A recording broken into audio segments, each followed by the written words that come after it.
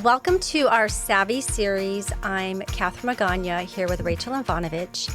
And today we're going to have a discussion on who creates your retirement paycheck. So for many of you, you've been working, you've gotten a paycheck, your employer withheld your taxes potentially, or if you're self-employed, you put the estimated taxes. You went to work every day and you got this paycheck in your account every 2 weeks or every month. And you probably didn't take too much time thinking about where did this come from, except for that you were working. And so when you retire, kind of that changes. And once again, here we are now, your paycheck stops. And all of a sudden, you're responsible for your own income. And so for many retirees, it's not just a financial adjustment, it's an emotional one. And thinking of like, I've been working your whole life, and now all of a sudden, you are the one creating that paycheck. And so what we find is with some of the retirees that we work with are they have this fear, like, am I going to run out of money or do I have enough? And that's why, and that's why we're here to really kind of have those conversations and walk through. So today we're going to discuss where retirement income comes from, how your different income sources work, and why retirement income is much more important than just trying to sell off investments every month and really having a plan and a retirement income plan in place.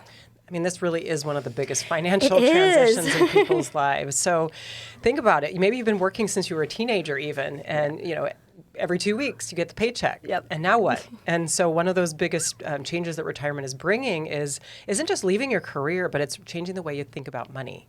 And so for decades, you focused on saving, and accumulation. And now all of a sudden, it changes. Yeah. I mean, you've watched your assets grow, you've been saving, you've investing, and watching those balances go up. And then guess what? Now your goal is going to change. So we have a lot of people, they feel uncomfortable spending that money. I know, that's interesting. Like, we do have some clients that they've saved enough. They're ready. Yeah, but then they have this fear of not having enough, but they do have plenty. It's a huge financial transition. So now we're expecting you to spend the money that you've spent all these years saving, and that can feel really, really uncomfortable. So, a lot of retirees, they hesitate to withdraw the money because, they've been disciplined savers. And like you said, they worry that every withdrawal is going to take them one step closer to running out of money. But retirement isn't really about protecting every single dollar, but it's about using your assets to support the life that you've planned and creating a life by design. And, really your confidence comes from having a strategy, not simply by just watching that money go away. So when people think about retirement income, many people think, okay, well, I have Social Security coming in. And while Social Security is important and you've been saving in that area too for many years, it's not the whole picture. And one of the things that also comes up with Social Security, believe it or not, over meeting with clients is it's kind of interesting that some clients think they can't retire and take Social Security until they have to retire before they can take Social Security. And so potentially, if you reach full retirement age, and you could start collecting without looking at the different penalties or getting reductions. But if you take it at full retirement age and you still work till age 70 and let it grow, there's no penalty or reduction, and so it grows, but you don't have to wait and retire and then get Social Security. That's a misconception, a myth I hear a lot of, that some clients think, I have to continue, I have to stop working before I can get Social Security. So that's not the case. And we do a lot of Social Security maximization and planning when we look at our financial plans. And so many retirees also get income from investment accounts. Perhaps your portfolios may generate some income or interest. So depending on how it's designed, there's income coming from there. Some retirees have pension income, potentially real estate or rental income that provides cash flow. There might be some money set aside for emergencies or some short-term fixed income. And so once again, you have to remember that there are several income sources potentially that you can draw on, and that's where we come in and we help design and make sure, okay, where are we getting the income from? What portion is income? What portion is growth? And so as you do phase into retirement, perhaps your strategy may look a little different than it did earlier in the accumulation phase. And I think it's important for for you to really think about your income sources working together, because a lot of mistakes that retirees sometimes make is viewing each of the income sources as, independent. And so think about it like an orchestra, and each part of the orchestra plays its part. The same thing with your different income sources. So perhaps, so you mentioned Social Security. So that provides dependable monthly income. You know how much it's going to be. It's going to be deposited in your account every month. But then you also have your investment accounts, like you mentioned, that those might provide some additional flexibility. And you want to have cash reserves also because there are going to be periods of market volatility, and you'll have that cash reserve. So you don't have to sell when the market's down. And then maybe you have rentals. In that rental income, it helps reduce the need to withdraw from your investments if you have positive cash flow on your rentals. So the goals for you is not just generating income, it's coordinating the different income sources efficiently and effectively, and looking at taxes, because those of course matter, and the timing matters, and market conditions fluctuate, so that also matters. So when your income sources are working together, that gives you a lot of flexibility, and then you don't have to rely too heavily on just one account. So one of the most comforting things retirees can do is create a predictable monthly paycheck for themselves. And even if you're retired, you still have those bills coming in. You may have a mortgage, or your house might be paid off, or you may have rent. You have your utilities, your car insurance, your property insurance, groceries, healthcare, kind of all those basic living expenses. And while those expenses may go up a little bit, we do factor in inflation as well when we look at design and look at some of these plans.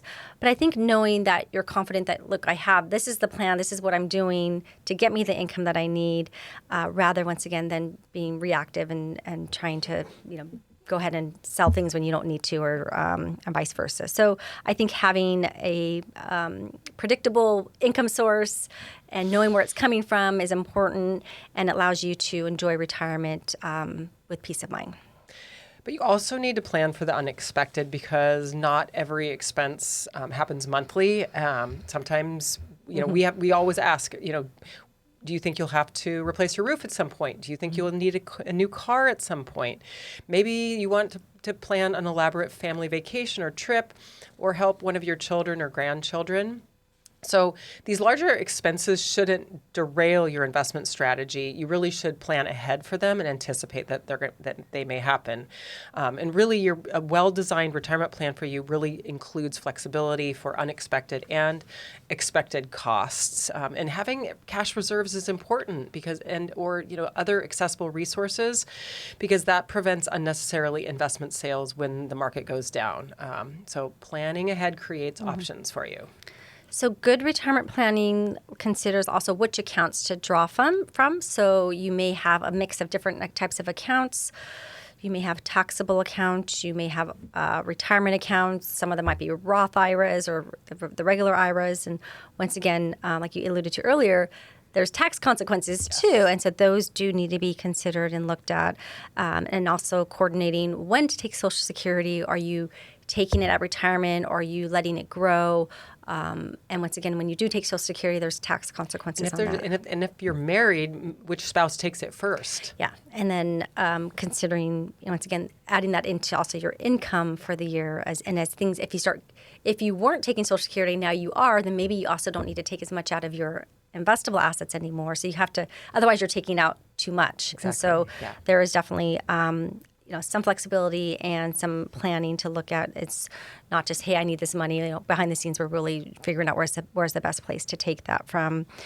And so once again, retirement checks don't happen automatically. It's by design, and a lot of you have saved well and have accumulated money over time, and so it's really a matter of, once again, making sure you have enough. I think that is important, and be mindful of what am I spending. And yes, inflation is going to happen, but is it just inflation, or are you overspending or underspending based on your goals?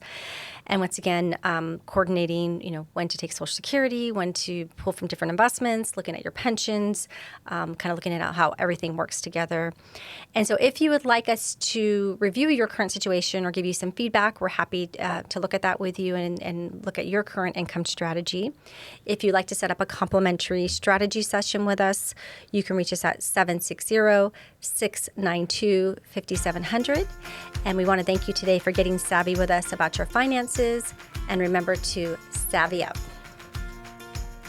Please stay tuned for important disclosures. The opinions expressed in this program are for general informational purposes only and are not intended to provide specific advice or recommendations for any individual or any specific security. It is only intended to provide education about the financial industry. To determine which investments may be appropriate for you, consult your financial advisor prior to investing. Any past performance discussed during this program is no guarantee of future results, and the indices referenced for comparison are unmanaged and cannot be invested into directly. As always, please remember investing involves risk and possible loss of principal capital. Please seek advice from a licensed professional. Savvy Woman Wealth Management is a registered investment advisor with the SEC.